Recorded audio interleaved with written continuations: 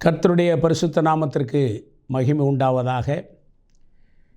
நேற்றும் இன்றும் என்றும் மாறாத ஆண்டவராய் இயேசு கிறிஸ்து நாமத்தினாலே உங்கள் யாவரை வாழ்த்துகிறோம். காவல்துறை குடும்ப ஜெப ஐக்கியத்தின் வாயிலாக நாங்கள் உங்களை வரவேற்கிறோம். இந்த வருடத்தின் 3 மாதங்களையும் தேவாதி தேவன் நமக்கு சுகமாய் காரியங்களை வாய்க்க பண்ணி நல்ல சுகபலன் ஆரோக்கியம் கொடுத்து தேவ சமூகத்தில் நம்மை காத்து வந்த நல்ல தயவை எண்ணி நம்ம எல்லாரும் அவருக்கு நன்றி சொல்ல கடமைப்பட்டுள்ளோம். அருமையானவர்களே, இந்த நாளில் உங்களோடு கூட பேசுவதில் மிகுந்த மனமகிழ்ச்சி அடைகிறோம்.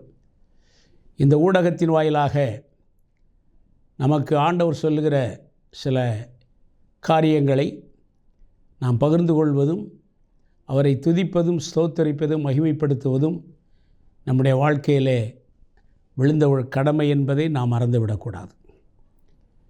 ஏனென்றால் நாம் நிற்பதும் நிர்மூலமாகாமல் இருப்பதும் தேவனுடைய சுத்த கிருபை. இந்த கொடிய காலத்திலே வந்திருக்கிற வாழ்கிற நாம் தேவனுக்கு மகிமையுள்ள பிள்ளைகளாக, சாட்சியுள்ள பிள்ளைகளாக, அவரை கனம் பண்ணுகிற பிள்ளைகளாக, அவருடைய வருகைக்கு ஆயத்தப்படும்படி அவருடைய வருகை எதிர்நோக்கி காத்திருக்கிற பிள்ளைகளாக நாம் இந்த நாளிலே தேவ சமூகத்தில் நம்மை அர்ப்பணிக்க வேண்டியது மிகவும் அவசியமாக இருக்கிறது. உலகத்திலே எத்தனை பாடுகள் பிரச்சனைகள் வந்தாலும் அவற்றிருந்தெல்லாம் விடுவிக்கிற தேவாதி தேவன் ஒருவர் உண்டு என்பதை நாம் ஒவ்வொரு நாளும் நினைவு கூர்ந்து அவருக்கு மகிமை செலுத்த கடமைப்பட்டுள்ளோம். இப்பொழுதும் இந்த நாளிலும் ஆண்டவர் நம்மோடு கூட பேசும்படியாக எல்லாரும் ஒருமனப்பட்டு தேவ சமூகத்தில் ஜெபிப்போம். கர்த்தர் நமக்கு நல்ல ஆலோசனைகளை தரும்படி பரலோகத்தின் மன்னாவை நமக்கு கொடுத்து நம்முடைய தேவைகளெல்லாம் சந்தித்து ஆவிக்குரிய நன்மைகளால் நிரப்பி அவருடைய வருகைக்கு நாம் பரிசுத்தத்தோடு ஆயத்தப்பட தேவன் உதவி செய்யும்படி நாம் அவருடைய கரத்தில் நம்மை தாழ்த்துவோம். நல்ல பிதாவே, உம்மை நன்றியோடு கூட துதிக்கிறோம், ஸ்தோத்தரிக்கிறோம். இந்த அருமையான நாளிலும் தேவ சமூகத்திலே நாங்கள் கூடி வரும்படி கர்த்தர் எங்களுக்கு பாராட்டின கிருபைகளுக்காய் நன்றி செலுத்துகிறோம். இந்த வருடத்தின் 3 மாதங்களும் கர்த்தர் எங்களை பத்திரமாய் பாதுகாத்தீர். உம்முடைய செட்டை நிழலிலே நடத்தினீர். கோழிதன் குஞ்சுகளை பராமரித்து பாதுகாப்பதைப் போல நீர் எங்களை உம்முடைய செட்டைகளின் நிழலிலே மறைத்து கொண்டிருந்ததற்காய் ஸ்தோத்திரம். இப்பொழுதும் தேவாதி தேவனே, இந்த காலை வேளையில் உம்மை நோக்கி பார்க்கிறோம் ஐயா. உம்முடைய சமூகத்திலே எங்களை அர்ப்பணிக்கிறோம். நீர் எங்களோடு பேசும். உம்முடைய வார்த்தைகள் ஒவ்வொன்றும் எங்களை பரிசுத்தப்படுத்துவதாக. உம்முடைய நாமத்தை உயர்த்தும்படி எங்களுக்கு கிருபை தாரும். உம்மிலே நாங்கள் வளரவும், உம்மிலே பெருகவும், ஆண்டவரே நாங்கள் உலகத்திலே சிறுகவும் கர்த்தர் எங்களுக்கு கிருபை தரும்படியாய் ஜெபிக்கிறோம். உம்மை நோக்கி பார்த்து பிரகாசமுடைய கிருபை தருவீராக. இதை எங்கும் கேட்டுக்கொண்டிருக்கிற ஜனங்கள் ஆண்டவரே தேவ சமூகத்தை உணர்ந்தவர்களாய் ரட்சிப்பின் பாத்திரத்தை எடுத்துக்கொண்டு அவரை மகிமைப்படுத்த நீர் ஒவ்வொருவருக்கும் கிருபை தரும்படியாய் ஜெபிக்கிறோம். ஆவியானவர் எங்களோடு இடைபடுவீராக. இந்த அருமையான ஊழியத்தை கர்த்தர் ஆசீர்வதியும். ஆண்டவரே, இந்த கிராஸ் டிவி ஊழியத்தின் மூலமாக ஆண்டவரே லட்சக்கணக்கான கர்த்தருடைய பிள்ளைகள் இதை கேட்டு மனம் திரும்பி உலகமெங்கும் உமக்கு சாட்சியாய் வாழ இந்த ஊழியத்தை நீர் ஆசீர்வதிக்கும்படி ஜெபிக்கிறோம். இதிலே பணி செய்கிற எல்லாரையும் கர்த்தர் ஆசீர்வதிப்பீராக, நன்மையால் நிரப்புவீராக. உம்முடைய கரத்தில் எங்களை தாழ்த்தி ஒப்புக் கொடுக்கிறோம். இயேசு கிறிஸ்துவின் நாமத்தில் பிதாவே, ஆமேன். கர்த்தருடைய பரிசுத்த நாமத்திற்கு மகிமை உண்டாகட்டும். இந்த நாளிலும் சில பாடல்களை பாடி நாம் ஆண்டவரை மகிமைப்படுத்துவோம். ஆண்டவர் நம்மை ஒவ்வொரு நாளும் கண்ணின் மணியைப் போல பாதுகாக்கிறவர். நமக்கு நல்ல மேய்ப்பனாயிருந்து நம்மை ஒவ்வொரு நாளும் நேர்த்தியாய் நடத்துகிற கர்த்தரை நாம் மகிழ்ந்து பாடுவோம். எனது தலைவன் இயேசுராஜன் மார்பில் சாய்ந்து சாய்ந்து மகிழ்ந்து மகிழ்ந்திருப்பே. எனது தலைவன் இயேசுராஜன் மார்பில் சாய்ந்து சாய்ந்து மகிழ்ந்து மகிழ்ந்திருப்பே. இதய தீபம் எனது தெய்வம், இரக்கத்தின் சிகரம்.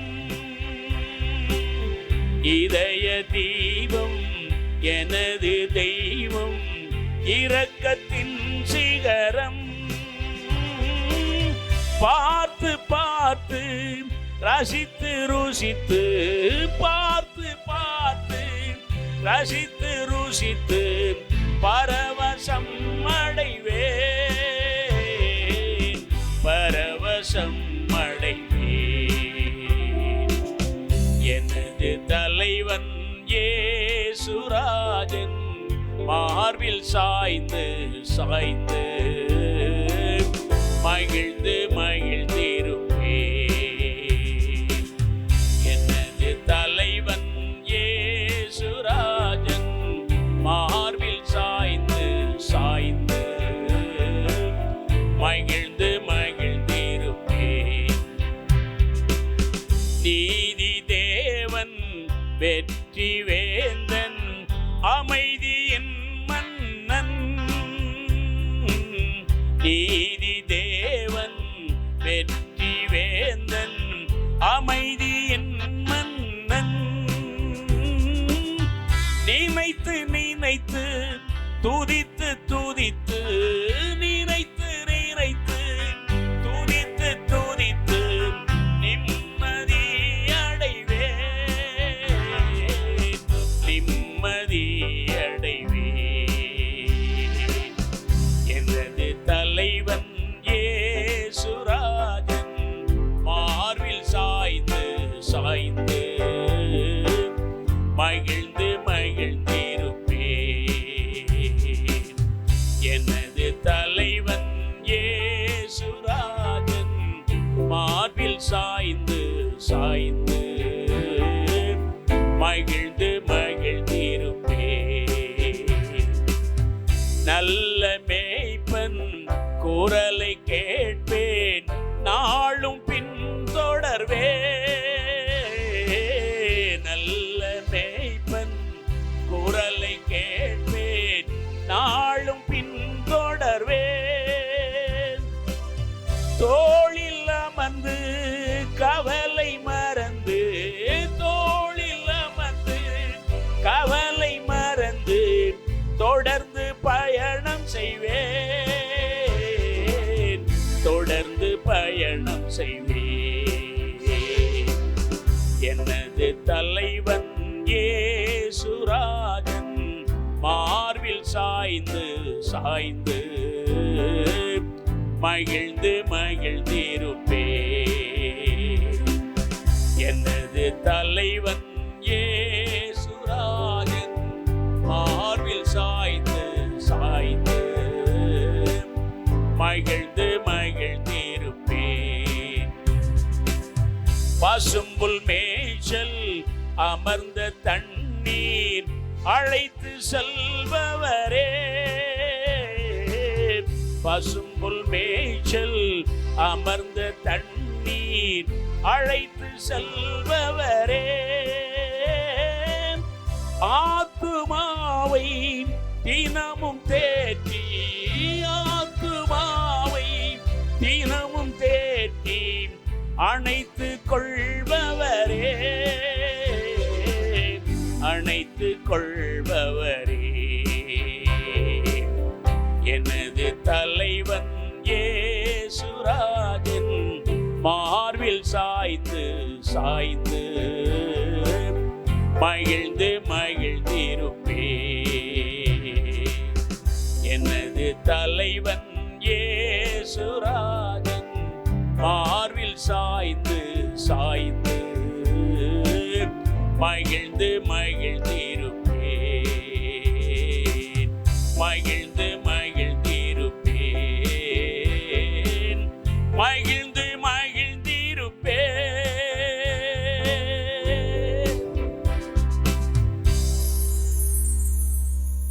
ஆண்டவருடைய அருமையான வாழ்க்கை நமக்கு கொடுத்திருக்கிறார். நாம் அதிலே அவரோடு கூட இணைந்து ஒவ்வொரு நாளும் வாழ கர்த்தர் நமக்கு உதவி செய்வாராக. இயேசு ராஜா வந்திருக்கிறார், எல்லாரும் கொண்டாடுவோம், கைதட்டி நாம் பாடுவோம் என்று சொல்லி மகிழ்ச்சியோடு அவரை ஆராதித்து பாடுவோம்.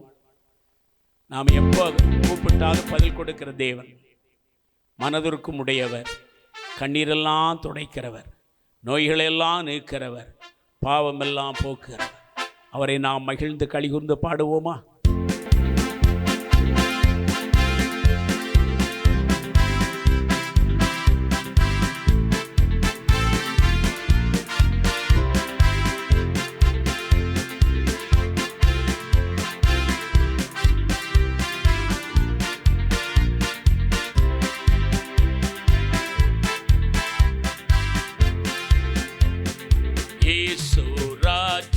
வந்திருக்கிறார், எல்லாரும் கொண்டாடுவோம், கைதட்டி நாம் பாடுவோம்.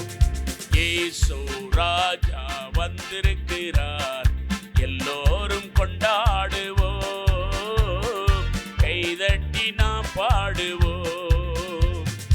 கொண்டாடுவோம், கொண்டாடுவோம், கவலைகள் மறந்து நாம் பாடுவோம். கொண்டாடுவோம், கொண்டாடுவோம், கவலைகள் மறந்து நாம் பாடுவோம். இயேசு ராஜா வந்திருக்கிறார், எல்லோரும் கொண்டாடுவோம், கைதட்டி நாம் பாடுவோம். கூப்பிடு நீ பதில் கொடுப்பார், குறைகளெல்லாம் நிறைவாக்குவார். கூப்பிடு நீ பதில் கொடுப்பார், குறைகளெல்லாம் நிறைவாக்குவார். உண்மையாக தேடுவோரின் உள்ளத்தில் வந்திடுவார். உண்மையாக தேடுவோரின் உள்ளத்தில் வந்திடுவார்.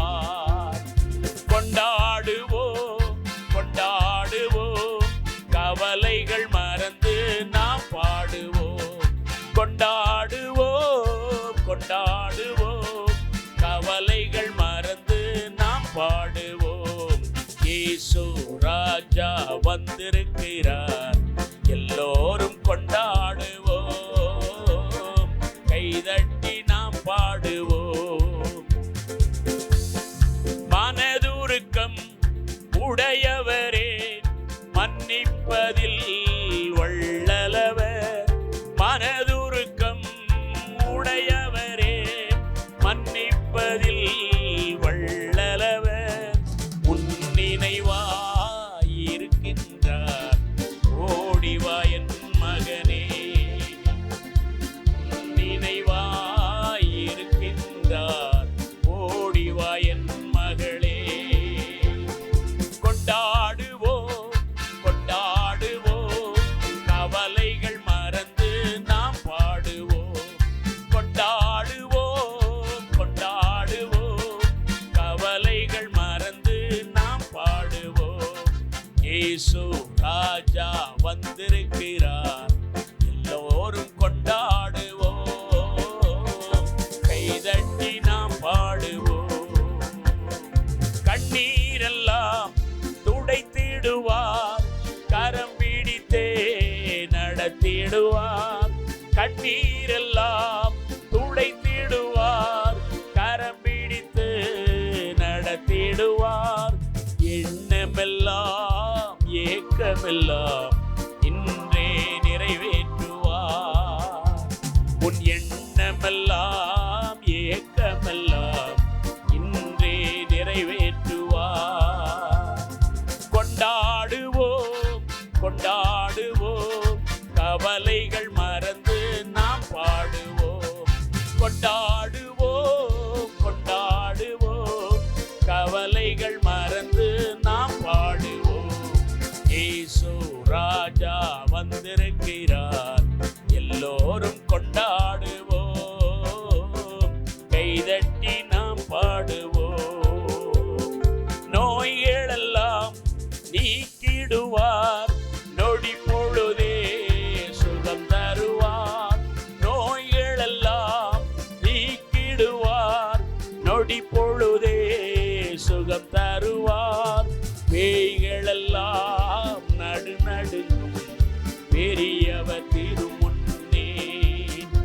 இந்த பேய்களெல்லாம் நடுநடுங்கும் பெரியவர் திருமுன்னே. கொண்டாடுவோம் கொண்டாடுவோம், கவலைகள் மறந்து நாம் பாடுவோம். கொண்டாடுவோம் கொண்டாடுவோம், கவலைகள் மறந்து நாம் பாடுவோம். இயேசு ராஜா வந்திருக்கிறார், எல்லாரும் கொண்டாடுவோம். கைதட்டி நாம் பாடுவோம். பாவம் எல்லாம் போக்கிடுவார், பயங்கள் எல்லாம் நீக்கிடுவார். பாவம் எல்லாம் போக்கிடுவார், பயங்கள் எல்லாம் நீக்கிடுவார். ஆவியினால் நிரப்பிடுவார், அதிசயம் செய்திடுவார். தம் ஆவியினால் நிரப்பிடுவார், அதிசயம் செய்திடுவார். கொண்டாடுவோம் கொண்டாடுவோம், கவலைகள் மறந்து நாம் பாடுவோம். கொண்டாடுவோம் கொண்டாடுவோம், கவலைகள் மறந்து நாம் பாடுவோம். இயேசு ராஜா வந்திருக்கிறார், எல்லாரும் கொண்டாடுவோம். கைதட்டி நாம் பாடுவோம். இயேசு ராஜா வந்திருக்கிறார், எல்லோரும் கொண்டாடுவோம். கைதட்டி நாம் பாடுவோம். கைதட்டி நாம் பாடுவோம். கைதட்டி நாம் பாடுவோம். கர்த்தர் நல்லவர். இந்த நாளிலும் ஆண்டவர் நம்மோடு கூட பேசும்படியாய் நம்முடைய இருதயத்தை தேவ சமூகத்துக்கு நேராய் திருப்புவோம். நம்முடைய காதுகள் அவருடைய வார்த்தைகளை கேட்கும்படி, அது திறந்திருக்கும்படி தேவ சமூகத்தில் ஒப்புக் கொடுப்போம். அருமையானவர்களே, நாம் வாழ்கிற காலம் கடைசி காலம் என்பதை நாம் ஒவ்வொரு நாளும் அறிந்து உணர்ந்து தேவனை மகிமைப்படுத்த நமக்கு தேவன் கிருபை செய்து கொண்டிருக்கிறார். இந்த நாட்களிலே எத்தனையோ விதமான சூழ்நிலைகளுக்குள்ளே நாம் கடந்து போகிறோம்.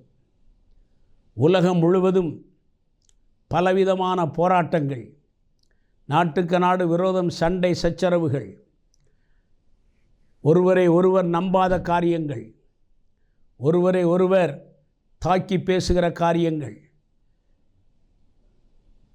உலகம் முழுவதும் இன்றைக்கு ஒரு சமாதான குறைவினாலே ஓடிக்கொண்டிருக்கிறது. ஆனால் ஆண்டவர் நமக்கு அருளியிருக்கிறார் வார்த்தை என்ன என்றால், உங்களுக்கு சமாதானத்தை நான் வைத்து போகிறேன். உலகம் தரக்கூடாத ஒரு மிகுந்த பெரிய சமாதானம் நான் உங்களுக்கு கொடுக்கிறேன். என்னுடைய சமாதானத்தை உங்களுக்கு விட்டு செல்கிறேன் என்று சொன்னார். ஆனால் இன்றைக்கு இத்தனை பாடுகள், பிரயாசங்கள், கஷ்டங்கள், துன்பங்கள், துயரங்கள் மத்தியிலும், நிந்தனைகள், அவமானங்கள், போராட்டங்களுக்கு மத்தியிலும் சமாதானத்தோடு வாழ்வதற்கு தேவன் கொடுத்த கிருபை பெரியது.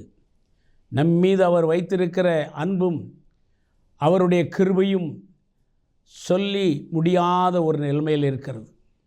அதை விடிய விடிய சொன்னாலும் வருஷங்கள் போதாது, நம்முடைய ஆயுசு நாட்கள் போதாது. ஆகவே அருமையானவர்களே, நம்முடைய தேவைகளை அறிந்திருக்கிற தேவன் இன்றைக்கு நமக்கு என்ன தேவை என்பதை அறிந்து நமக்கு செய்ய அவர் ஆயத்தமாயிருக்கிறார். சமாதானம் வேண்டுமா, சந்தோஷம் வேண்டுமா, ஆறுதல் வேண்டுமா, எல்லாவற்றையும் கொடுக்கிற தேவன் நமக்குள்ளே இருக்கிறார், நம்மோடு கூட இருக்கிறார். ஆகவே இன்றைக்கு இந்த நாளிலும் கூட தேவ சமூகத்திலே நாம் சில தேவைகள் என்ன என்பதை நாம் சொல்லும் பொழுது கர்த்தர் அதை நமக்கு நிறைவேற்றி தருகிறவராயிருக்கிறார். பிரியமானவர்களே, ஆண்டவர் கேட்கிற ஒரு கேள்வி, what do you want today, what is your need? உனக்கு என்ன தேவை? உனக்கு நான் என்ன செய்ய வேண்டும்? சமாதானம் இல்லையா? சந்தோஷம் இல்லையா? விடுதலை இல்லையா? ஆறுதல் இல்லையா? சுகம் இல்லையா? கடன் தொல்லையா, குடும்ப பிரச்சனையா, பிள்ளைகளுடைய எதிர்கால பிரச்சனையா, படிப்பா, எதுவாக இருந்தாலும் உன் தேவைகளை என்னிடத்திலே சொல்லு என்று ஆண்டவர் சொல்லுகிறார். அது மாத்திரமல்ல, ஆண்டவருடைய வார்த்தை இப்படியாய் சொல்லுகிறது, உங்கள் வாயிலே சொற்கள் பிறப்பதற்கு முன்பதாக உங்களுடைய தேவைகளை நான் அறிந்திருக்கிறேன். அப்போ நாம் ஆராதிக்கிற தேவன் எப்படிப்பட்டவர் என்றால், கேட்பதற்கு முன்பதாகவே நமக்கு கொடுக்கக்கூடிய தேவன். ஏனென்றால் அவர் அறியாதது ஒன்றும் நம்முடைய வாழ்க்கையில் வருவதும் இல்லை, அவர் அனுமதியாமல் ஒன்றும் நடப்பதில்லை என்று நாம் பார்க்கிறோம். ஆகவே எதுவாக இருந்தாலும் தேவ சித்தத்தின்படி நாம் கேட்கும் பொழுது கர்த்தர் அதற்கு சொல்லுகிற பதில் ஆம் என்று சொல்லுகிறார். உனக்கு கட்டாயம் செய்வேன், நான் உன்னோடு கூட இருந்து உன்னை பலப்படுத்துவேன், உன்னுடைய மீறுதல்களை நான் மன்னித்திருக்கிறேன் என்றெல்லாம் சொல்லி தேவன் நமக்கு வாக்குறுதி இருக்கிறார். ஆகவே இன்றைக்கு நமக்கு என்ன தேவை, அவர் ஒவ்வொருவரையும் பார்த்து கேட்கிறார், உனக்கு என்ன தேவை? நமக்கு இந்த உலகத்திலே வாழ்வதற்கு முதலாவது தேவை என்னவென்றால் ஞானம் என்று நாம் அறிந்து கொள்ள வேண்டும்.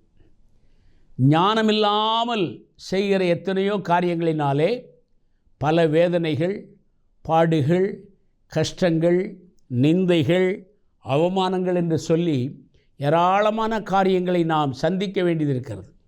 ஆகவே உனக்கு ஞானம் தேவையா?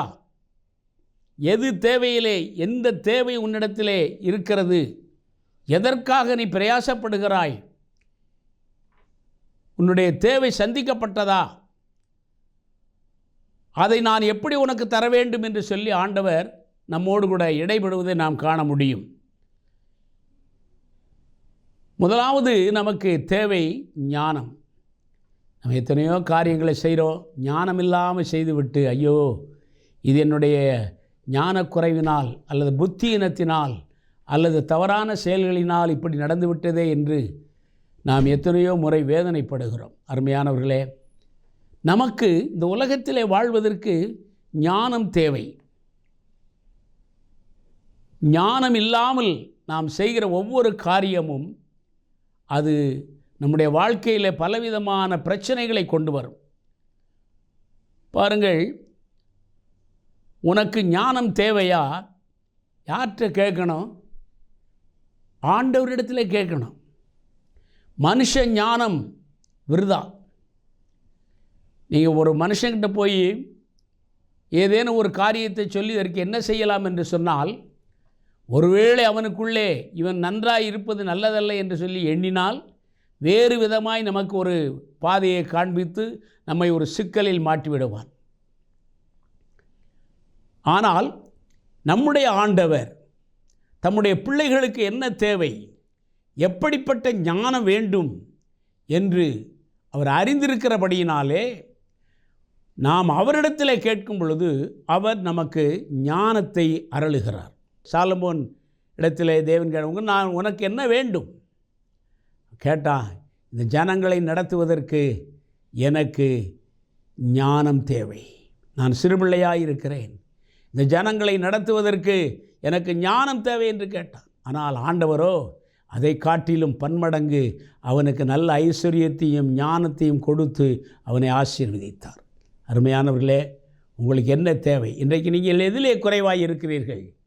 ஐயா, நான் புத்தி இல்லாமல் செஞ்சிட்டேன், இந்த புத்தி இல்லாத வார்த்தைகளை பேசிட்டேன், என்னை மன்னியுங்கள் என்று ஆண்டவர் சமூகத்திலே கேட்டு நான் இந்த உலகத்திலே வாழ்வதற்கும் ஆவிக்குரிய நிலையிலே வளர்வதற்கும் தேவ ராஜ்யத்தை நான் வந்து சேர்வதற்கும் எனக்கு ஞானம் தேவை என்று நீங்கள் கேட்பீர்களே, ஆனால் கர்த்தர் அதை கொடுக்க ஆயத்தமுள்ளவராயிருக்கிறார்.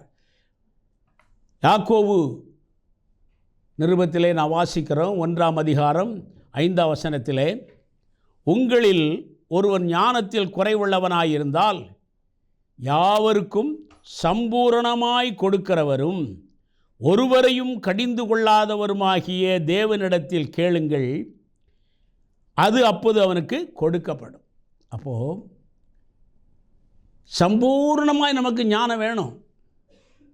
எந்த ஒரு சின்ன காரியமாக இருந்தாலும் ஞானம் இல்லாவிட்டால் நாம் அதிலே சில இடர்பாடுகளை, கஷ்டங்களை அனுபவிக்க வேண்டியது வரும். ஆகவே எனக்கு ஞானம் இல்லை, படிப்பதற்கு ஞானம் இல்லை, இந்த வேலை செய்வதற்கு ஏற்ற ஞானம் இல்லை, அல்லது என்னுடைய வாழ்க்கையில் நான் எப்படி நடக்க வேண்டும், யாரிடம் பேச வேண்டும், எப்படி போக வேண்டும் என்ற ஞானம் எனக்கு இல்லை என்று ஒருவேளை நீங்கள் கவலைப்பட்டு கொண்டிருந்தால், நீங்கள் இயேசுவிடம், நம்முடைய தேவனாகிய கர்த்தராகிய இயேசுவிடம் கேளுங்கள். அப்பொழுது அவர் எப்படி கொடுப்பாராம்? பரிபூர்ண ஞானம். அதில் எந்த குறை இருக்காது, எந்த விதமான இடரல் இருக்காது, எந்த விதமான பாகுபாடு இருக்காது. பரிசுத்தம் உள்ள இருதயத்தோடு கூட நாம் வாழ்வதற்கு தேவன் ஞானத்தை கொடுக்கிறார் என்று நாம் பார்க்கிறோம். தேவனிடத்தில் கேட்டால் அது அவனுக்கு கொடுக்கப்படும். அப்போ கொடுக்கப்படும்னா என்ன? He must give. அவர் கட்டாயம் கொடுப்பார். கேட்கிறவன் எவனும் பெற்றுக்கொள்ளுகிறான். கேளுங்கள் அப்பொழுது உங்களுக்கு கொடுக்கப்படும் என்று தான் ஆண்டவர் சொன்னார். அப்போ தனக்கு என்ன தேவை என்பதை அறிந்து ஞானமாய் நாம் கேட்கும் பொழுது தேவன் அதை நமக்கு அருளுகிறார். அருமையானவர்களே, ஞானத்தில் குறைவுள்ளவனாக இருந்தால் நீ என்ன செய்யணும்? ஆண்டவரிடத்தில் கேட்கணும். வேறு எங்கே கேட்டாலும் படிப்பறிவு இருக்கிறது, படிக்கலாம், உலகத்தை அறிந்து கொள்ளலாம், எல்லா விதமான ஞானமாக இருந்தாலும் புத்தியோடு செய்கிற அந்த காரியம், கர்த்தருடைய கிருபையினாலே செய்கிற காரியம், கர்த்தருடைய ஞானத்தை கொண்டு செய்கிற காரியம், அது சீரும் சிறப்புமாய் இருக்கும் என்று பார்க்கிறோம். பாருங்கள், நீதிமொழிகள் 4 அதிகாரம் 7 வசனம் இப்படி சொல்லுகிறது, ஞானமே முக்கியம், ஞானத்தை சம்பாதி, எண்ணத்தை சம்பாதித்தாலும் புத்தியை சம்பாதித்துக்கொள். உலகத்தில் வாழ்கிற காலங்களில் எதையோ சம்பாதிக்கிறோம். வீடு, வீட்டில் உள்ள பொருட்கள், உலக பிரகாரமாக வசதி வாய்ப்புகள் எல்லாம் நம்ம சம்பாதித்து வைத்திருக்கிறோம். ஆனால் அது முழுவதும் ஞானம் இல்லாமல் செய்து வைத்தால் அது ஒரு நாள் இல்லாமல் போய்விடும். எண்ணத்தை சம்பாதித்தாலும் ஞானத்தை சம்பாதி, புத்தியை சம்பாதி. அருமையானவர்களே, ஞானத்திலே குறை உள்ளவன் ஆண்டவரிடத்திலே கேட்க கடவன். Wisdom is the principal thing. Therefore get wisdom. And with all your getting, get understanding. ஞானமே முக்கியம், ஞானத்தை சம்பாதி, எண்ணத்தை சம்பாதித்தாலும் புத்தியை சம்பாதித்துக்கொள் என்று ஆண்டவர் சொல்லுகிறார். ஆகவே ஞானம் இல்லாமல் செய்கிற காரியங்கள் ஒன்றும் சரியாயிராது. தேவ சமூகத்தில் முதலாவது, இன்றைக்கு இந்த சத்தத்தை கேட்டுக்கொண்டிருக்கிற அருமையான தேவ பிள்ளையே, எதிலே குறைவுள்ளவனாக இருக்கிறார்? ஞானத்திலே குறைவுள்ளவனாக இருந்தால், ஆண்டவரே, இந்த காரியத்தை செய்வதற்கு எனக்கு ஞானம் இல்லை, எனக்கு புத்தி இல்லை, இதை எப்படி செய்ய வேண்டும் என்று எனக்கு சொல்லும் என்று சொல்லி தேவ சமூகத்திலே முழங்கால் படியிட்டு அவருடைய கரத்திலே கேட்கும் பொழுது, He will provided all the things. உனக்கு என்ன தேவையோ எல்லாவற்றையும் தேவன் கொடுப்பார். அடுத்தபடியாக நாம் பார்க்கிறோம், நம்முடைய தேவைகள் சந்திக்கப்பட வேண்டும். இன்றைக்கு எத்தனையோ தேவைகள் மனிதனுடைய வாழ்க்கையில் உண்டு. குடும்ப பிரச்சனை, பிள்ளைகளுடைய காரியங்கள், படிப்பு காரியங்கள், இப்படி ஏராளமான பிரச்சனைகள் நம்முடைய வாழ்க்கையிலே உண்டு. தேவைகள் சந்திக்க வேண்டும். தேவைக்காக நாம் அலைந்து திரிந்த நாட்கள் உண்டு. தேவையை சந்திக்கிறவர் ஆண்டவர் தான். பிலிப்பியர் எழுதின நிருபத்திலே பவுல் சொல்லுகிறார், பிலிப்பியர் 4 அதிகாரம் 19 வசனம் இப்படியா சொல்லுகிறது, தேவன் தம்முடைய ஐஸ்வரியத்தின்படி உங்கள் குறைகளையெல்லாம் கிறிஸ்து இயேசுவுக்குள் மகிமையிலே நிறைவாக்குவார். நீங்கள் குறைவுள்ளவர்கள் என்று நாம் எல்லாவற்றிலும் குறைவுள்ள என்று ஆண்டவருக்கு தெரியும். ஆனால் ஆண்டவர் படைத்ததை நம்மை முழுமையாய் நேர்த்தியாய் படைத்தார். மனிதன் கீழ்ப்படியாம் என்கிற பாவத்திலே விழுந்த பொழுது அவன் சகலத்தையும் இழந்து போனான். ஆனால் இந்த குறைவுகளை சந்திப்பதற்கு யாரிடத்திலே போக வேண்டும்? ஆண்டவரிடத்திலே நம்முடைய தேவைகளை சந்திக்க சொல்லும் பொழுது, தேவைகளை நாம் அவருடைய சமூகத்தில் சொல்லும் பொழுது, தம்முடைய ஐஸ்வர்யத்தின்படி உங்கள் குறைகளை எல்லாம்.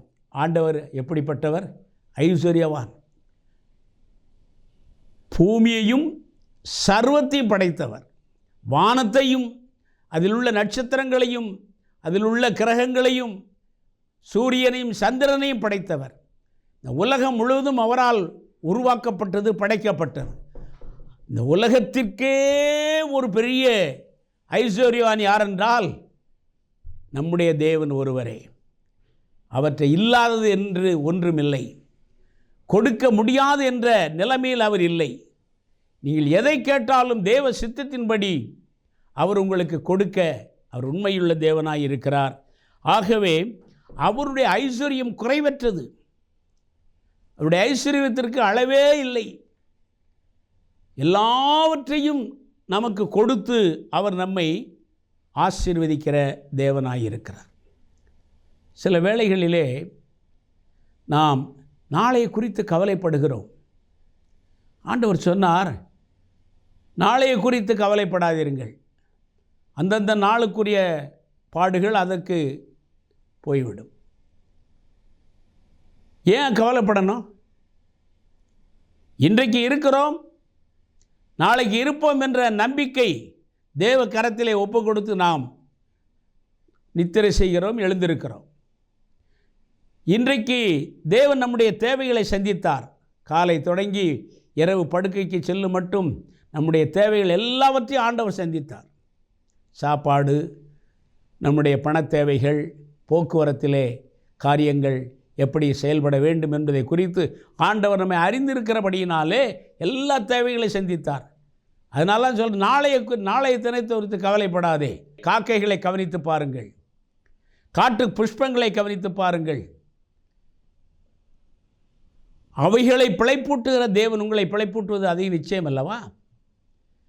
எல்லாவற்றையும் சர்வ உலகத்தையும் படைத்த தேவன் அவைகளுக்கு என்ன தேவை என்பதை அறிந்து நம்முடைய தேவைகளை சந்திக்கிறவர் நம்முடைய ஆண்டவர். பாருங்கள், ஏதேன் தோட்டத்திலே மனிதனை உண்டாக்குவதற்கு முன்பதாக சகலத்தையும் அவனுக்கு உருவாக்கி ஆயத்தப்படுத்தி வைத்திருந்தார். அவனுக்கு எந்த கவலையும் இல்லைங்க. மாலையிலே தேவன் அவர்களோடு சஞ்சரித்து பேசி கொண்டிருப்பார். ஒவ்வொரு நாளும் அவர்களோடு கூட அவர் வந்து அவர்களை ஆற்றி தேற்றி அவர்களுக்கு நன்மைகளை செய்து கொண்டிருந்தார். ஆனால் அடுத்தவனுடைய தேவையை அறிந்த கர்த்தர் அவனுக்கு நல்ல ஒரு துணையையும் அங்கே ஏற்படுத்தி கொடுத்தார். விதைக்க வேண்டாம், உழைக்க வேண்டாம், அவனுக்கு எல்லா விதமான வாய்ப்பு வசதிகளையும் அந்த குடும்பத்திற்கென்று ஆண்டவர் ஆயத்தப்படுத்தி வைத்தார். அருமையான தேவ பிள்ளையே, உன்னுடைய தேவைகளை அறிந்திருக்கிறவர் உனக்கு என்ன தேவை என்பதை அறிந்திருக்கிறார். நீ சொல்லதுக்கு முன்னால் அவருக்கு தெரியும். அதனால் நாள்தோறும் நாம் அதை சொல்ல வேண்டிய அவசியமில்லை. கர்த்தற்ற ஒரு தடவை சொன்னால் அதை கட்டாயம் அவர் செய்து முடிப்பார். அவர் மறந்து போவதற்கு அவர் மனிதன் அல்ல. அவர் சொல்கிறாரு, உன்னை என் உள்ளங்கையிலே வரைந்திருக்கிறேன், நீ என்னால் மறக்கப்படுவதில்லை, நிச்சயமாகவே முடிவு உண்டு, உன் நம்பிக்கை வீண் போகாது. எவ்வளவு அருமையாய் நமக்கு அவர் ஆறுதலோடு சொல்லி நம்மை வாழ வைக்கிறார். தேவைகள் என்ன தேவை? பணத்தேவையா? குடும்பத்தின் தேவையா? கஷ்டமா? சுகமில்லையா? பாடுகளோடு கடந்து போகிறாயா? சமாதானம் இல்லையா? எல்லாவற்றிற்கும் எல்லாமாயிருந்து கொடுக்கிற தேவன் நம்முடைய ஆண்டவராய் இயேசு கிறிஸ்து. அவரை அன்றி உலகத்திலே நம்முடைய தேவைகளை சந்திப்பதற்கு யாரும் இல்லை. அவர் சொல்கிறாரு, உலகத்திலே மனிதர்களை கொண்டு நம்முடைய தேவைகளை சந்திக்கிறார். தேவனுடைய கண்களிலும் மனிதனுடைய கண்களில் உங்களுக்கு தயவு கிடைக்க பண்ணுவேன் என்று ஆண்டவர் நமக்கு வாக்கருளி இருக்கிறார். ஆகவே இன்றைக்கு உன் தேவை என்ன? அருமையான தேவ பிள்ளையே, உன்னுடைய தேவை என்ன என்பதை நீ ஆண்டவருடைய சமூகத்தில் சொன்னால் கர்த்தர் அதை உனக்கு கட்டாயமாக நிறைவேற்றுவார்.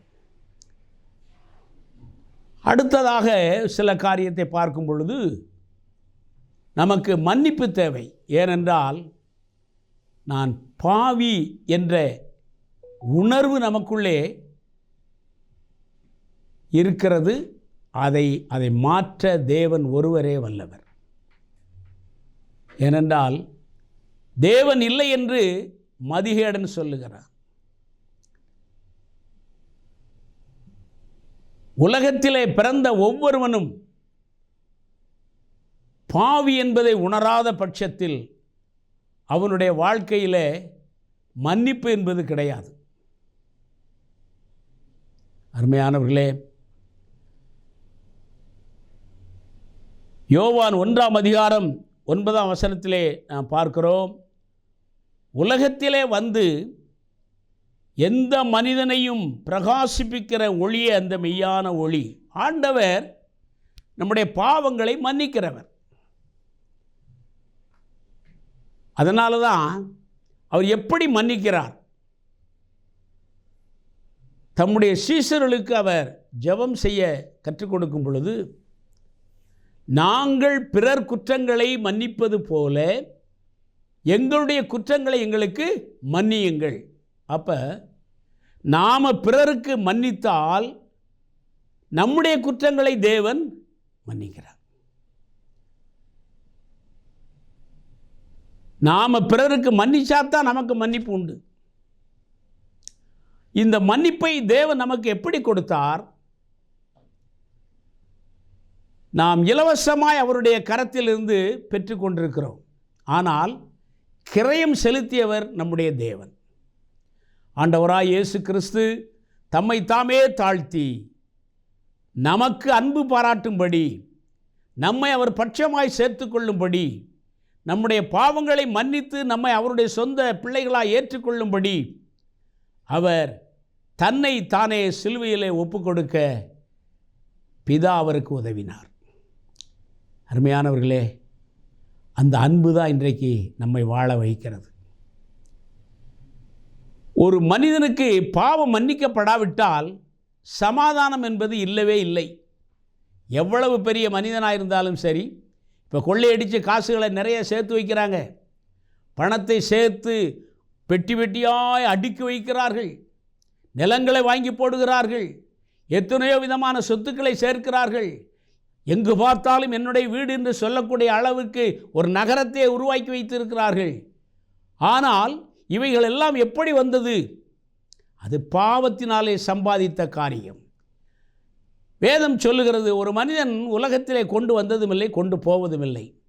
நீ கோடி கோடியாய் சேர்த்தாலும், கோடி கோடியாய் மற்றவர்களை கெடுத்து குறுக்கு வழியிலே பணத்தை சம்பாதித்து நீ வாழ வேண்டும் என்று நினைத்தாலும் உன் உள்ளத்திலே ஒரு உறுத்தல் இருந்து கொண்டே இருக்கும். அதுதான் மனசாட்சி என்கிறது. ஒருவனை கெடுத்து அவனுடைய சொத்து சுகங்களை பிடுங்கும் பொழுது மனதிலே ஒரு உறுத்தல், ஐயோ நான் செய்கிறது பாவம் என்கிற உணர்வு ஒரு மனிதனுக்குள்ளே வறுமையானால் பாவம் மன்னிக்கப்படும். பாவம் மன்னிக்கப்படுவது மாத்திரமல்ல, தேவன் அதை மறந்து விடுகிறவர். நாம் ஒருத்தர் நமக்கு விரோதமாய் சில பாவங்கள் அல்லது தவறாக பேசினா அல்லது நம்மோடு கூட பிரச்சனைகளோடு சண்டை சச்சரவுகள் செய்தால் மன்னிச்சிட்டான்னு சொல்கிறோம். அது நம்முடைய வாய் தான் சொல்லும். இப்போ பார்த்தீங்கன்னா ரொம்ப லகுவான காரியங்கள். பஸ்ஸில் எல்லாம் ஏறினீங்கன்னா காலில் மிதிச்சுட்டு போவாங்க. ஐயா என்னையா மிதிச்சுட்டு போகிறேன்னா, சாரி சார், அவ்வளோதான், முடிஞ்சு போச்சு. இந்த சாரி என்கிற ஒரே ஒரு வார்த்தையை கொண்டு மன்னிச்சிட்டேன். ஆனால் அந்த சாரி சொன்னாலும் நமக்கு அதை ஏற்றுக்கொண்டு அவனுடைய தவறை மன்னிக்கிற சுபாவம் இருக்கிறதா?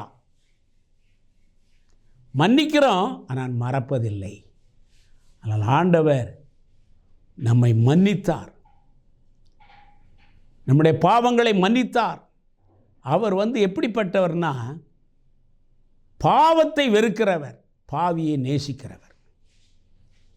சொல்றாரு, வா பாவி மலைத்து நில்லாதேவா, வா பாவி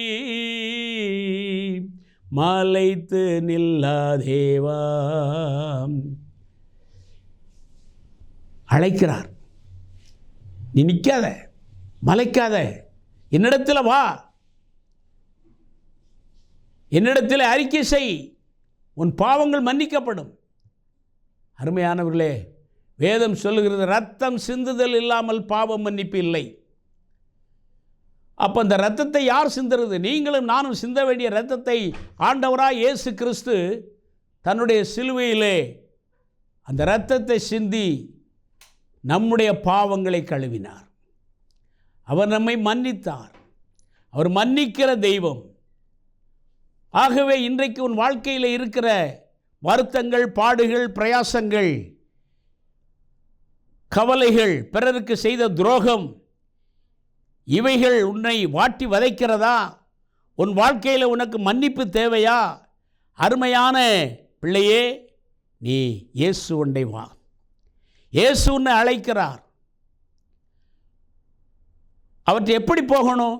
பாவியாகவே வாரேன், பாவம் போக்கும் பலியாம் என் இயேசுவே வாரேன், பாவியாகவே வாரேன். ஆண்டவர்கிட்ட வா. இயேசு உன்னை அழைக்கிறார். உன் பாவங்களை மன்னிக்கும்படி, உன் பாவத்திலிருந்து நீ விடுதலை அடையும்படி, பாவத்தினால் வருகிற சாபத்திலிருந்து விடுதலை அடையும்படி ஆண்டவர் உன்னை அழைக்கிறார். இயேசுவண்டை வா, உன் பாவங்களை அறிக்கை செய், அவைகளை விட்டுவிடு, தேவன் இரக்கம் உனக்கு காட்டுவார். அருமையான தேவ பிள்ளையே, இன்றைக்கு நீ எந்த சூழ்நிலையில் இருக்கிறாய்? உன் பாவம் மன்னிப்பு உனக்கு தேவையா? உலகத்தில் எந்த மனுஷனாக இருந்தாலும் சரி, even though he is a murderer, even though he is a thief, ஒரு கொள்ளைக்காரனாலும் சரி, கொலைகாரனாலும் சரி, பாவத்தில் விழுந்து கிடக்கிற ஒரு மனிதனாக இருந்தால் சரி, குடி, வெறி, சாபம், இப்படிப்பட்ட சூழ்நிலைகளை எவன் ஒருவன் இருந்தாலும் ஆண்டவருடைய சமூகத்தில் வரும்பொழுது அவனுடைய பாவங்கள் மன்னிக்கப்படுகிறது. கர்த்தர் அதை மன்னித்து மறந்து விடுகிறார். அதனால தான் இன்றைக்கி தெய்வீக சமாதானத்தோடு நமது பிள்ளைகள் ஆலயங்களிலே கூடி வருகிறோம், தேவனை தரிசிக்கிறோம். வேலை செய்கிற ஸ்தலத்திலே சமாதானம் இல்லையா? அருமையான சகோதரனே, உனக்கு மன்னிப்பு இல்லையா? தேவனிடத்தில் கேள். அல்லேலூயா. ஆண்டவர் நல்லவர். ஆகவே எந்த மனுஷனாயிருந்தாலும் சரி, எப்படிப்பட்ட சூழ்நிலையில் வாழ்ந்து கொண்டிருந்தாலும் சரி, அவனை மன்னிப்பதற்கு தேவன் வல்லமையுள்ளவராயிருக்கிறார். உனக்கு இன்றைக்கு மன்னிப்பு தேவையா? கர்த்தர் அதை கொடுக்க ஆயத்தமாயிருக்கிறார்.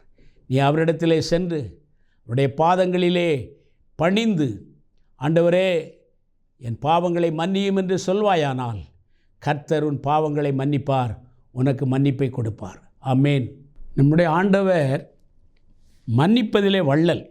அவரை மாதிரி ஒரு தெய்வம் எங்கேயுமே இல்லை. ஏனென்றால் சிலுவையில் அவர் சொன்ன முதல் வார்த்தையை, பிதாவே இவர்களுக்கு மன்னியும் என்று தான் சொன்னார்.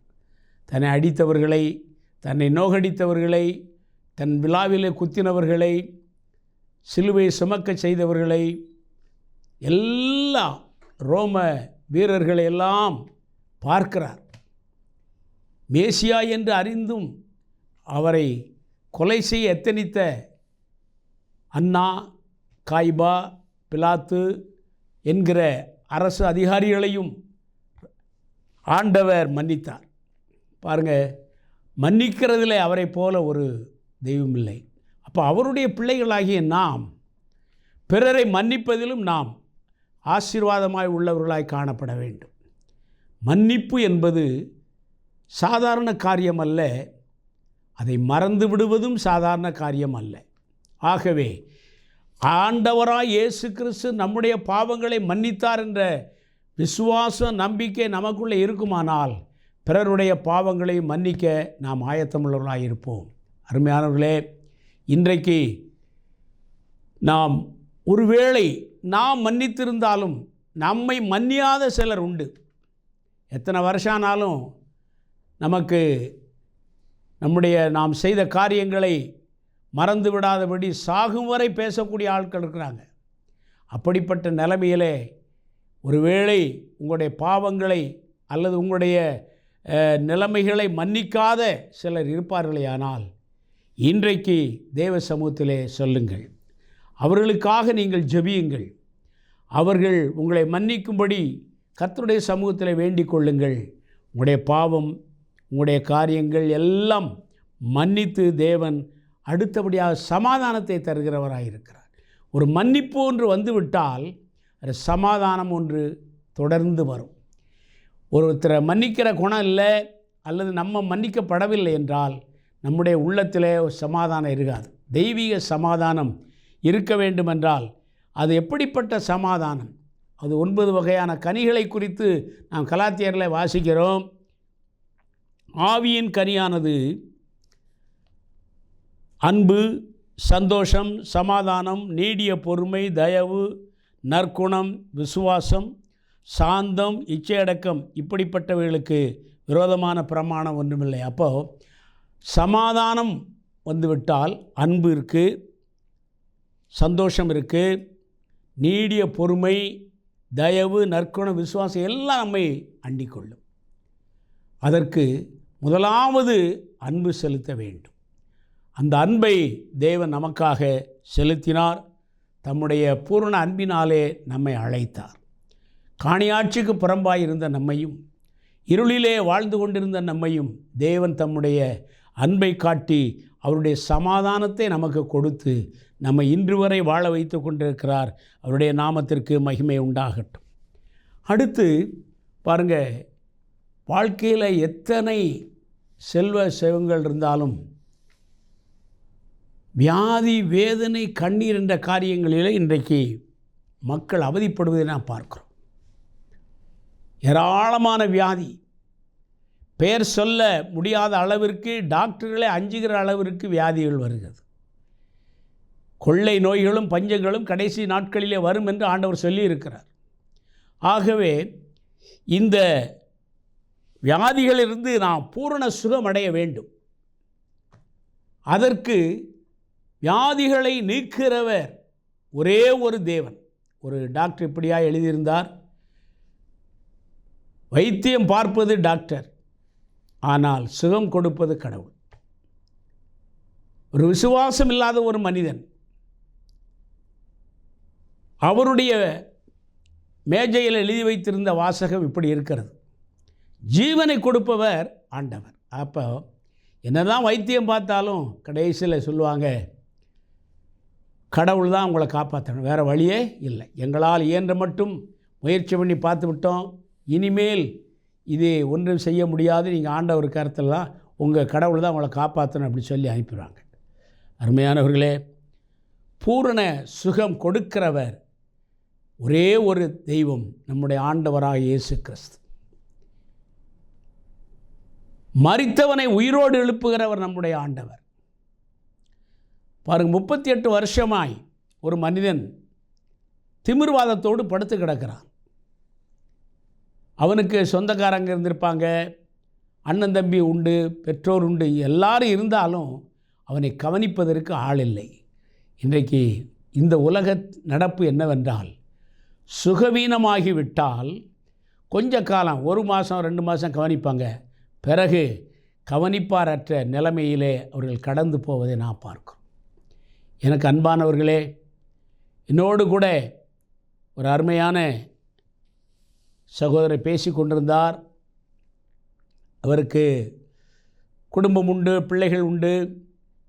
ஆனால் அவர் இன்றைக்கு சுகவீனமாக இருக்கிற நாட்களிலே கவனிப்பதற்கு மனைவியும் கூட மன வருத்தப்படுகிறாள் என்று சொல்லி வேதனையோடு எனக்கு தங்குவதற்கு ஒரு ஆசிரமம் அல்லது ஹாஸ்டல் கிடைத்தால் நல்லது என்று சொல்லி வேதனைப்படக்கூடிய அளவிற்கு இன்றைக்கு சுகவீனத்தினால் கஷ்டப்படுகிற ஜனங்களை பார்க்கிறோம்.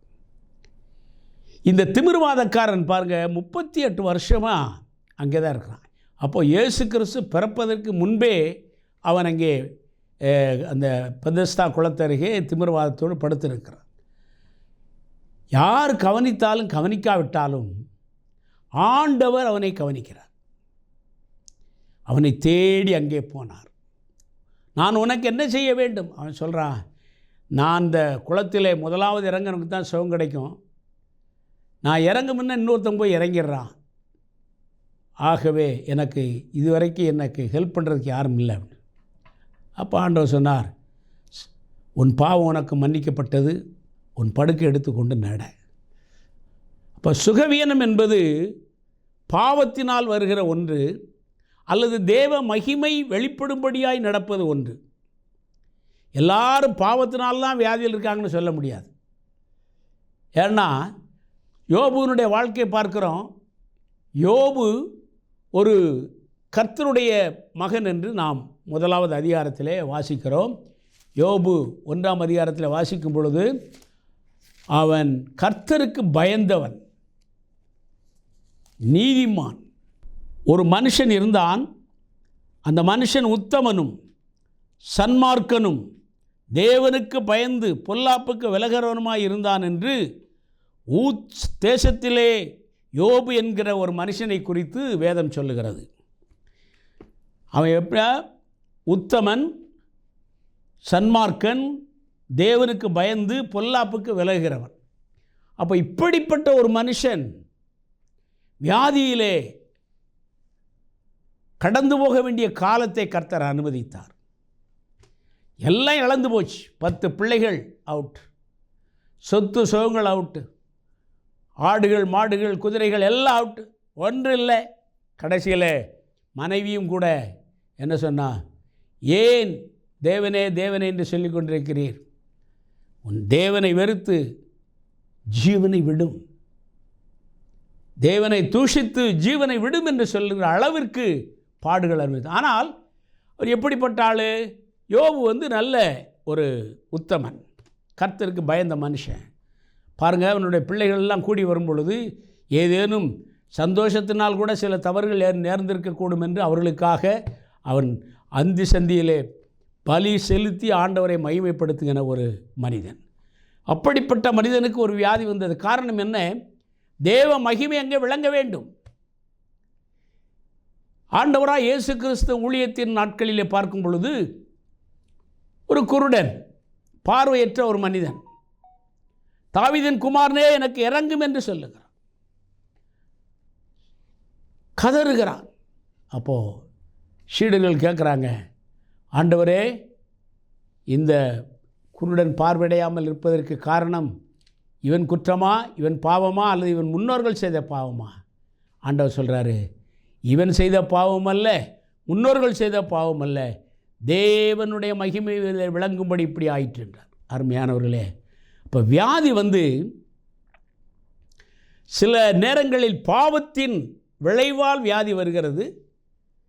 சில நேரங்களில் தேவ மகிமை நம்மிலிருந்து வெளிப்படும்படியாய், பிறருக்கு சாட்சியாய் அறிவிக்கும்படியாய் வியாதி வருகிறது. இது சிறு பிள்ளைகளானாலும் சரி, முதியோர்களானாலும் சரி, எப்படிப்பட்ட நிலைமையிலும் வியாதி ஒருவன் மனிதனை அணுகும் பொழுது அதிலே கர்த்தருக்கு பயப்படுகிற மனிதனுக்கு வருகிற வியாதி அது தேவ மகிமை விளங்கும்படியாக இருக்கிறது என்று நாம் பார்க்கிறோம். ஆகவே பூரண சுகம் ஒரு மனிதனுக்கு கிடைக்க வேண்டும் என்றால் எரேமியாவிலே வாசிக்கிறோம் 30ஆம் அதிகாரம் 17ஆம் வசனத்திலே, உனக்கு தள்ளுண்டவன் என்று பெயரிட்டபடியால் நான் உனக்கு ஆரோக்கியம் வரப்பண்ணி உன் காயங்களை ஆற்றுவேன் என்று கர்த்தர் சொல்லுகிறார். அப்போது நம்முடைய காயங்களை ஆற்றி நம்மை ஆறுதல் படுத்தி சமாதானப்படுத்தி நம்முடைய பாவங்களை மன்னித்து அக்கிரமங்களை மன்னித்து நமக்கு சுகமும் பலனும் கொடுக்கிறவர் நம்முடைய ஆண்டவர். ஆகவே இன்றைக்கு இப்படிப்பட்ட சூழ்நிலையில் பூரண சுகமில்லை. என்னதான் மருந்து சாப்பிடுகிறேன், நான் இப்போ 20 வருஷமாக சாப்பிட்றேன், 30 வருஷமாக மருந்து சாப்பிட்றேன், எனக்கு இன்னும் வியாதி குணமாகவில்லை என்று ஒருவேளை அந்த சூழ்நிலையில் நீங்கள் கடந்து வருவீர்களேயானால் ஆண்டவர் உங்களுக்கு பரிபூர்ண சுகத்தை கொடுக்க ஆயத்தமாக இருக்கிறார். தேவ சமூகத்திலே நீங்கள் உங்களை ஒப்பு கொடுக்கும் பொழுது, உங்களுடைய காரியங்களை கர்த்தருடைய கரத்திலே வைக்கும் பொழுது பரிபூர்ண சுகத்தை ஆண்டவர் தருகிறார் என்று பார்க்கிறோம். இன்னும் நாம் தொடர்ந்து பார்ப்போமேயானால், ஆபத்திலிருந்து விடுதலை இல்லையா? ஆபத்து நேரிடுகிறது, விடுதலை இல்லையா? அருமையான தேவ பிள்ளையே, உனக்கு ஆபத்திலே அனுகூலமான துணையாயிருந்து உன்னை பாதுகாக்க ஒரு வல்லவர் உண்டு. அவர் ஆண்டவராய் இயேசு கிறிஸ்து. தேவன் நமக்கு அடைக்கலமும் ஆபத்து காலத்தில் அரணான கோட்டையுமாய் இருக்கிறார் என்று வேதம் சொல்லுகிறது. ஆபத்து என்பது சடிதியாய் வருவது. அது எந்த நேரத்தில் வரும்னு சொல்ல முடியாது. உங்களோடு பேசிக்கொண்டிருக்கிற என்னுடைய வாழ்க்கையில்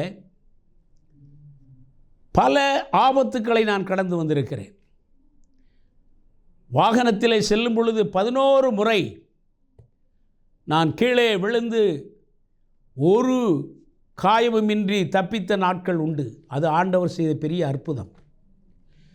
ஆண்டவர் சொல்கிறார், உன்னதமானவருடைய மறைவில் இருக்கிறவன் சர்வ வல்லருடைய நிழலில் தங்குவான்.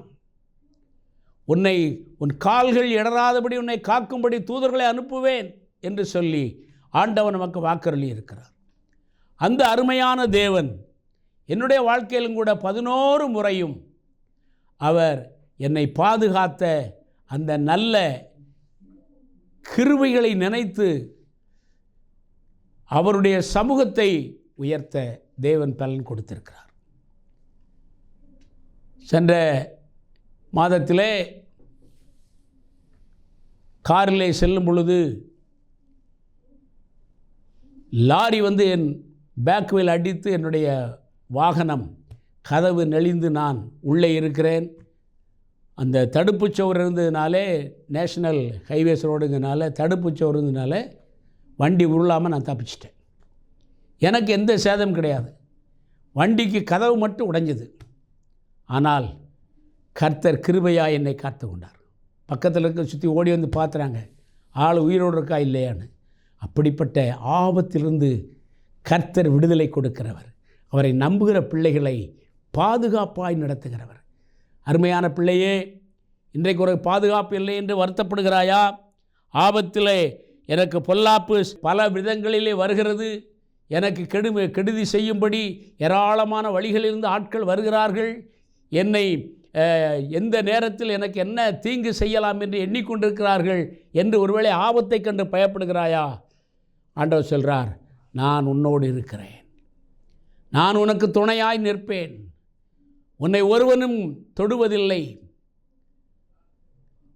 தாவீது சொல்கிறாரு, கர்த்தரின் பட்சத்தில் இருக்கும் மனிதன் எனக்கு என்ன செய்வான்? ஆண்டவர் நம்மோடு கூட இருக்கிறார்.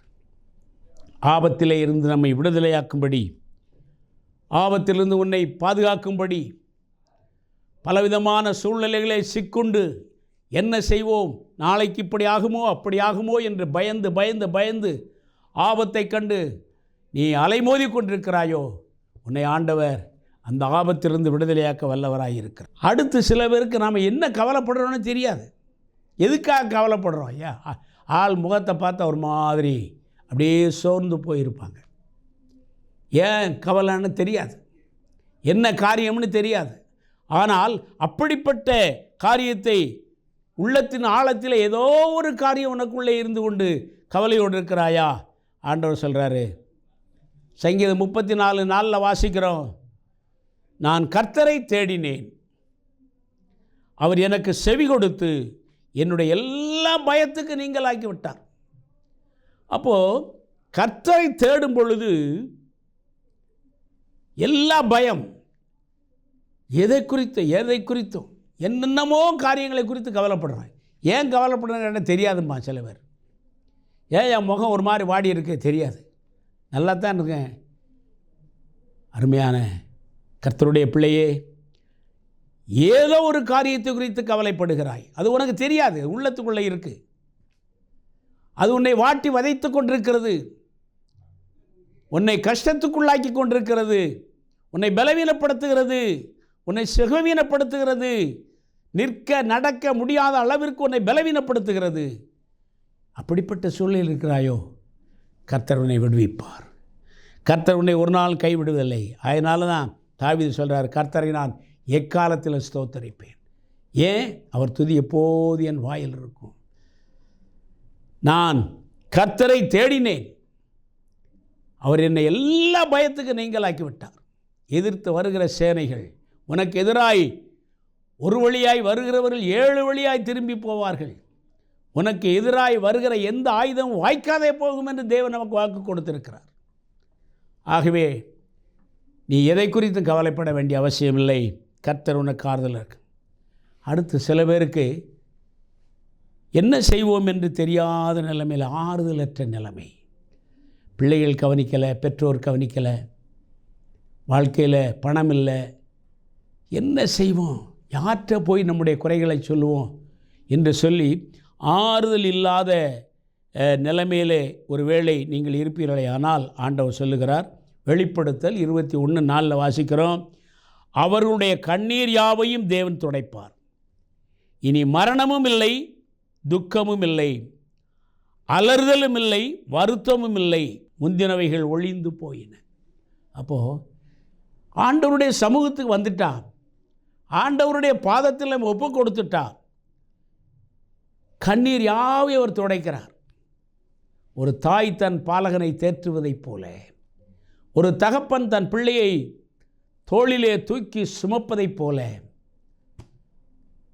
அவர் கண்ணீரெல்லாம் துடைப்பார். நம்முடைய கண்களிலே வேதனையோடு, பாரத்தோடு, துக்கத்தோடு, துயரத்தோடு, சமாதானம் இல்லாமல், மன்னிப்பு கிடைக்காமல், எல்லா விதமான சூழ்நிலைகளில் நாம் இருந்து தேவ சமூகத்திற்கு வந்து அவருடைய கரத்திலே நாம் ஒப்பு கொடுத்தால் அவர் நம்முடைய கண்ணீரெல்லாம் துடைப்பார்.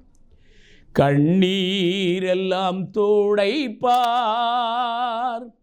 கண்மணி போல் காப்பார், கார்மேகம் போன்ற கஷ்டங்கள் வந்தாலும் கருத்துடன் உன்னை காத்திடவே இயேசு அழைக்கிறார், இயேசு அழைக்கிறார், ஆவலாய் உன்னை தம் கரங்கள் நீட்டியே இயேசு அழைக்கிறார்.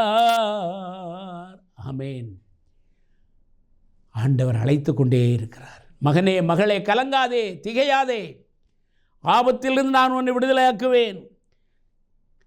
எந்த ஒரு காரியம் உன்னை கவலைப்படுத்தி கொண்டிருக்கிறதோ அதிலிருந்து உன்னை விடுதலையாக்குவேன், ஆபத்திலிருந்து விடுதலையாக்குவேன், பூரண சுகத்தை கொடுத்து உன்னை பாதுகாப்பேன், சமாதானத்தை கொடுத்து உன்னை காத்துக்கொள்ளுவேன், மன்னிப்பை அருளி உனக்கு நான் விடுதலை கொடுப்பேன், தேவைகளை நான் சந்திப்பேன் என்று ஆண்டவர் நம்மை ஒவ்வொரு நாளும் பலப்படுத்துகிறார். கடைசியாக ஆண்டவருடைய வாக்குத்தத்தங்களை நிறைவேற்ற அவர் உண்மையுள்ளவர். ஆண்டவருடைய வாக்குத்தத்தம் என்ன சொல்லுகிறது? ரோமர் 4:21, தேவன் வாக்குத்தத்தம் பண்ணினதை நிறைவேற்ற வல்லவராய் இருக்கிறார் என்று முழு நிச்சயமாய் நம்பி தேவனை மகிமைப்படுத்தி விசுவாசத்தில் வல்லவனானான். யாரு? ஆபிரகாமை குறித்து அங்கே நான் வாசிக்கிறோம். விசுவாசித்ததிலே வயது சென்ற காலத்திலே ஆபிரகாமுக்கு தேவன் குழந்தையை கொடுத்தார். 75 வயதிலே சொன்னவர் 100 வயதிலே குழந்தையை கொடுக்கிறார். அதுவரை விசுவாசத்திலே நம்பிக்கையோடு இருந்தான். உன்னை கொண்டு உன் மூலம் ஒரு சந்ததியை தருவேன், ஆகவே நீ பயப்படாதே என்று சொல்லி ஆபிரகாமை ஆற்றி தேற்றி அரவணைத்த தேவன் அவர் விசுவாசத்திலே வல்லவனாக்கினார். அவன் நம்பிக்கையிலே, அவன் விசுவாசத்திலே, கர்த்தர் செய்வார் என்ற விசுவாசத்திலே வாக்குத்தத்தத்தை நம்பி அவன் வல்லவனாய் விசுவாசிகளின் தகப்பன் என்ற பெயர் பெற்றான். அருமையான கர்த்தருடைய பிள்ளையே, உன்னுடைய வாழ்க்கையில் இன்றைக்கு என்ன தேவை, உன்னுடைய தேவை என்ன என்பதை இன்றைக்கு ஆண்டவர் சமூகத்திலே சொல்வாயானால் கர்த்தர் அதை செய்து முடிக்க வல்லவராயிருக்கிறார். அவர் நேற்றும் இன்றும் என்றும் மாறாதவர். அவர் பொய் சொல்ல மனிதன் அல்ல. நம்மை மறந்து போவதற்கும் அவர் மனிதன் அல்ல. அவர் தேவாதி தேவன். அவர் உன் மீது என் மீது கண்ணை வைத்து ஆலோசனை சொல்லுகிறவர். நீ நடக்க வேண்டிய வழியிலே உன்னை நடத்துகிறவர். உன் பாதைகளை செவ்வைப்படுத்தி உன்னை நடத்துகிறவர். அவர்தான் மெய்யான கிறிஸ்து. அந்த கிறிஸ்து, அவரே கடவுள், அவரே நீதிமான், அவரே பரிசுத்தர். அவரை அன்றி பரிசுத்தர் வேறு ஒருவரும் இல்லை, நீதிமான் ஒருவனும் இல்லை. பாவங்களை மன்னிப்பதற்கு இயேசு கிறிஸ்துவை அல்லாமல் வேறு ஒரு தெய்வம் அருளப்படவில்லை. இந்த உலகத்திலும் இல்லை, வானுலகத்திலும் இல்லை. கர்த்தர் ஒருவரே பாவங்களை மன்னிக்கிறவர். கர்த்தர் ஒருவரே ஞானத்தை கொடுக்கிறவர். கர்த்தர் ஒருவரே நம்முடைய தேவைகளை சந்திக்கிறவர். கர்த்தர் ஒருவரே மன்னிக்கிற தெய்வம். கர்த்தர் ஒருவரே சமாதானத்தை கொடுக்கிறவர். கர்த்தர் ஒருவரே பரிபூர்ண சுகத்தை கொடுக்கிறவர். கர்த்தர் ஒருவரே ஆபத்திலிருந்து விடுதலையாக்குகிற தேவன். ஏதோ ஒரு காரியத்தை குறித்து கவலைப்படாமல் இருக்கும்படி எல்லா காரியத்தையும் சரியாய் செம்மையாய் நடத்துகிற கர்த்தர் ஒருவரே. ஆறுதலையும் தேர்தலையும் கொடுத்து நம்முடைய காயங்களை கட்டி நம்மை பரிபூர்ண சுகத்தோடு நடத்துகிற தேவன் ஒருவரே. அவர் பெயர்தான் இயேசு கிறிஸ்து. ஆண்டவர் வாக்குத்தத்தங்களை நிறைவேற்ற வல்லவராயிருக்கிறார். அருமையான தேவனுடைய பிள்ளையே, இந்த நாளிலே எந்த சூழ்நிலை இருந்தாலும் சரி, எப்படிப்பட்ட காரியங்களுக்கு ஊடாய் கடந்து போனாலும் சரி, உன்னை காக்க வல்லவர் உண்டு. உன்னை வழிநடத்த ஒரு வல்ல தேவன் உண்டு. உனக்கு பாதுகாப்பு அளிக்க ஒரு தேவன் உண்டு. எல்லா சூழ்நிலைகளும் உன்னை வெட்கப்படாதபடி உன்னை மேன்மையாய் நடத்த என் ஆண்டவராய் இயேசு கிறிஸ்து இன்றைக்கு உன்னை அழைக்கிறார். இன்றைக்கு உன்னை அழைக்கிறார். Are you ready to come? நீ வருவதற்கு ஆயத்தமா? அப்படி இருந்தால் மேலே சொன்ன எல்லா காரியங்களும் வாழ்க்கையில் வெற்றிகரமாய் நடைபெறும். கர்த்தர் உன்னை வாளாக்காமல் தலையாக்குவார். நீ கீழாகாமல் மேலாவாய். நீ பட்டணத்திலும் ஆசீர்வதிக்கப்பட்டிருப்பாய், வெளியிலும் ஆசீர்வதிக்கப்பட்டிருப்பாய். கர்த்தரை தேடுகிறவர்களுக்கு ஒரு நன்மையும் குறைவுபடாது. நீதிமான் பனையைப் போல செழித்து வளருவான் என்று வேதம் சொல்லுகிறது. ஆகவே இந்த நாளிலே இம்மட்டுமாய் கர்த்தர் நமக்கு சில காரியங்களை நம்மோடு கூட பகிர்ந்து கொண்டார். தேவன் நமக்காக எல்லாவற்றையும் நிறைவேற்றும்படி அவர் பூமியிலே மனிதனாய் வந்தார். எல்லா சூழ்நிலைகள் மத்தியிலும் நம்மை நடத்தி வந்திருக்கிறார். இன்னும் கொஞ்ச காலம் இயேசு கிறிஸ்து வரப்போகிறார். பாருங்கள், இன்றைக்கு மியான்மர் என்ற இடத்துல கட்டடங்கள் இடிந்து கிட்டத்தட்ட 100க்கும் மேற்பட்ட பேர் அந்த பூமி அதிர்ச்சியிலே மரித்து போனதாக பார்க்கிறோம். அடிக்கடி சுனாமியின் பயமுறுத்தல், காரியங்கள், நாட்டுக்கு நாடு விரோதம், சமாதானம் இல்லாத ஒரு சூழ்நிலை, எந்த இடத்திற்கு போனாலும் எங்கேயும் ஒரு அமைதி இல்லாத ஒரு சூழ்நிலை, இவையெல்லாம் கிறிஸ்துவின் வருகைக்கு அடையாளம் என்பதை அறிந்து கொண்டு இந்த தேவனை பற்றி கொள்ள ஆயத்தமாயிருப்போம். இந்த தேவன் நமக்கு நல்லவர். அவர் ஒரு நாள் நம்மை கைவிட மாட்டார். அவருடைய அன்பிற்கு பாத்திரவானாயிருக்க அவர் நம்மை அழைக்கிறார். எப்படி அழைத்தார்? தம்முடைய ஜீவனை கொடுத்தார், இரத்தத்தை சிந்தினார், நமக்காக அவமானப்படுத்தப்பட்டார், நமக்காக நிந்திக்கப்பட்டார், நமக்காக சமாதானத்தை உண்டு பண்ணும் ஆக்கின அவர் மேல் வந்தது. அவர் முகம் அந்த கேடு அடைந்தது, அவருடைய காயப்பட்ட தழும்புகளால் குணமாகிறோம் என்று நாம் ஏசாயாவில் வாசிக்கிறோம். அருமையான கர்த்தருடைய பிள்ளையே, இந்த தேவன் உனக்கு தேவையா? இந்த ஆண்டவர் உனக்கு தேவையா? இப்பொழுதே தேவ சமூகத்திலே முழங்கால் படியிடு.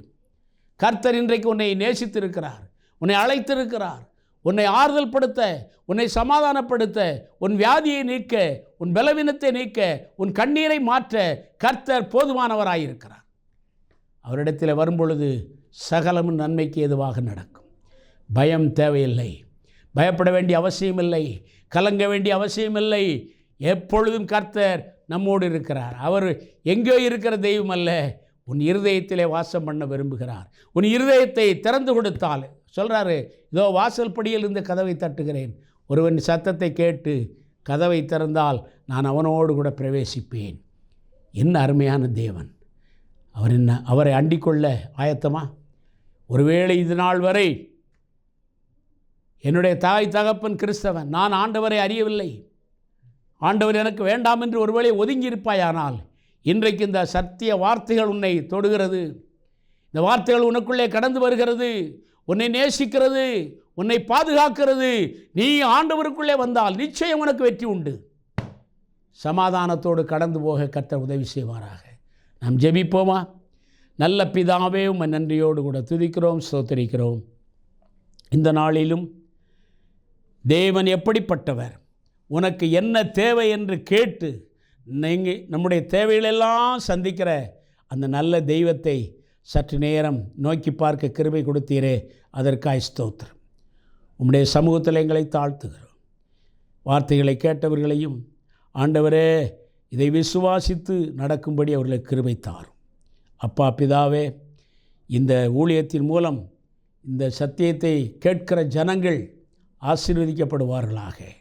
ஆண்டவரே, எங்கள் தேசத்திலே ஒரு சமாதானம் உண்டாகட்டும், எங்கள் தேசத்திலே ஒரு சந்தோஷம் உண்டாகட்டும். ஆண்டவரே, ஒரு அமைதியற்ற சூழ்நிலை, சமாதானம் இல்லாமல் அங்கே இங்கே அலைக்கழிக்கிறப்படுகிற ஜனங்கள், வேதனையில் வாடுகிறவர்கள், உழைத்தும் ஊதியம் போக சரியாக வாழ்க்கைக்கு தேவை சந்திக்கப்படவில்லை என்று வேதனைப்படுகிற குடும்பங்கள், படிக்கிற பிள்ளைகளுக்கு ஞானம் தேவை. ஆண்டவரே, இவற்றையெல்லாம் நீர் கொடுத்து அந்த பிள்ளைகளை ஆசீர்வதிக்கும்படி நாங்கள் ஜெபிக்கிறோம். தொடர்ந்து காத்துக்கொள்ளும், பலப்படுத்தும்.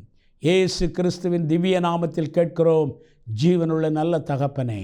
என் ஆத்துமாவே கர்த்தரை ஸ்தோத்திரி, என் முழு உள்ளவருடைய பரிசுத்த நாமத்தை ஸ்தோத்திரி.